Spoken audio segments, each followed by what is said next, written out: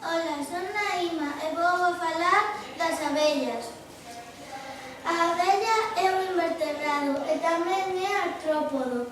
Mide sobre 1,3 e 1,5 centímetros. Teñen 6 patas. Son ovíparos. Reprodúcense de ovos.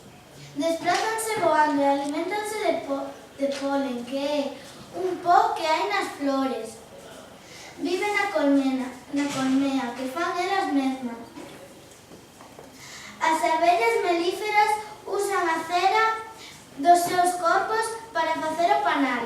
O panal é onde fan a mel.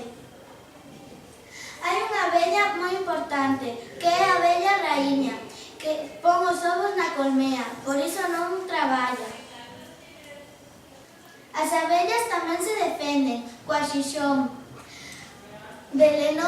que é velenoso, e está no extremo do abdomen.